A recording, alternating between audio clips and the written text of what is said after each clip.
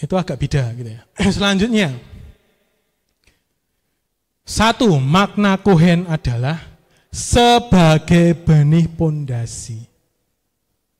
Jadi tadi ya, Bapak Ibu Saudara, orang terpilih adalah semua orang yang beriman kepada Yesus Kristus. Siapa Yesus Kristus? Tuhannya Abraham, Ishak dan Yakub. Nah, nanti selengkapnya silakan lihat di sesi 1 supaya tidak hanya separuh.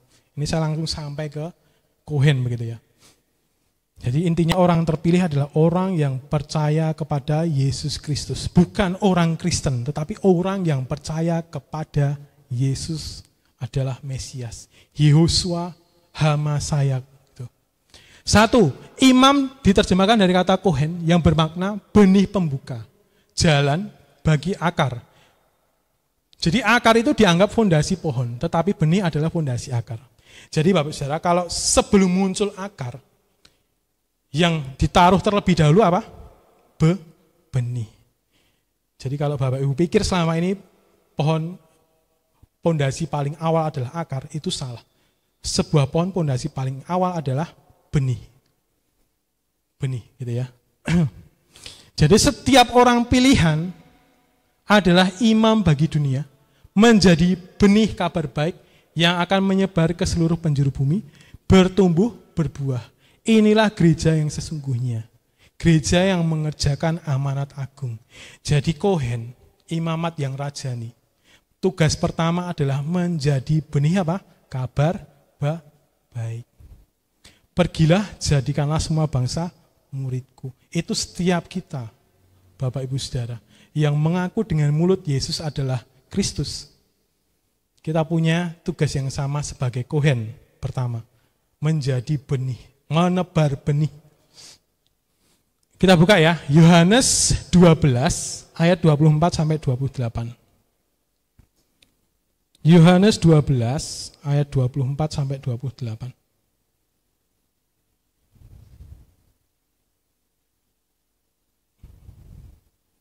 Kita baca bergantian, saya baca ayat yang ke-24, Bapak Ibu Saudara baca 25, dan seterusnya. Bergantian sampai ayat 28 ya. 24, Yohanes 12 ayat 24, aku berkata kepadamu, sesungguhnya jikalau biji gandum tidak jatuh ke dalam tanah dan mati, ia tetap satu biji saja. Tetapi jika ia mati, ia akan menghasilkan banyak buah.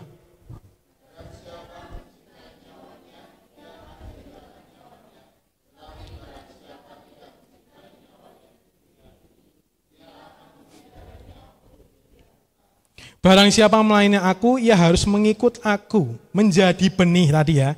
Dan di mana aku berada, di situ pun pelayanku menjadi benih akan berada. Barang siapa melayani aku, ia akan dihormati oleh Bapa.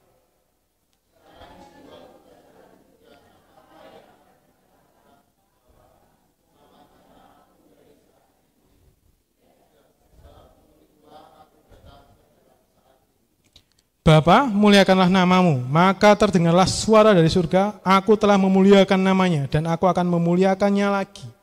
Jadi panggilan kita yang pertama adalah apa? Menjadi biji gandum yang mati. Wah, ini dimaknai secara filosofis begitu ya. Yang suka bahasa mudah sekali membayangkannya. Kita harus menjadi benih biji gandum yang mati, jatuh ke tanah, baru bisa tumbuh dan menghasilkan buah. Gitu. Jadi panggilan utama kita adalah menjadi benih kabar baik, supaya kita menghasilkan buah. Gitu. Jadi Bapak Ibu Saudara, kalau tidak mati, jatuh ke tanah begitu, tidak direndahkan serendah itu. Jadi kan sudah istilah jatuh ke tanah itu adalah sebenarnya istilah pengganti dari kata direndahkan sampai paling rendah begitu. Titik paling rendah kan tanah. Maka tidak akan pernah menghasilkan buah. Maka jangan kecewa Bapak Ibu Saudara, kalau saat ini Anda direndahkan Tuhan sampai titik nol. Anda sedang menjadi biji gandum yang mati. Ya, semoga bertumbuh. Karena ada biji gandum yang mati dan tidak bertumbuh. Ada gitu.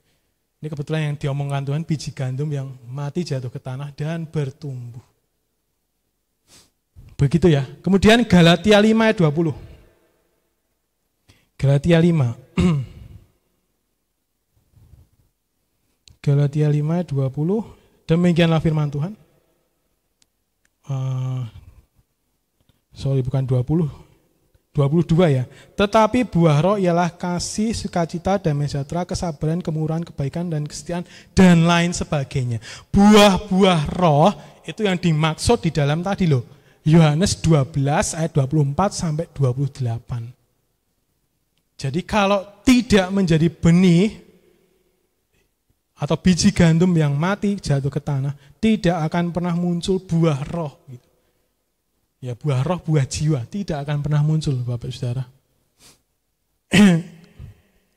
Nah, berbeda dengan Matius 7 ayat 17 sampai 21. Kita baca.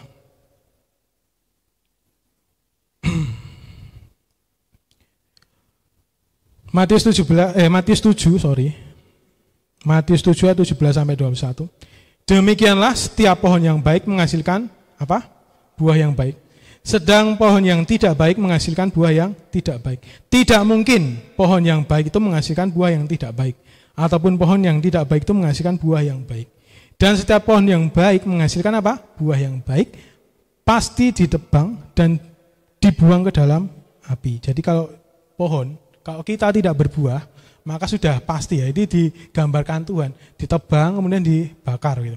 Ya, itu bahasa halusnya. Bahasa kasarnya, kamu dibuang ke neraka begitu ya. Sudah kan, tidak berguna kan, tidak berbuah gitu. Buat apa?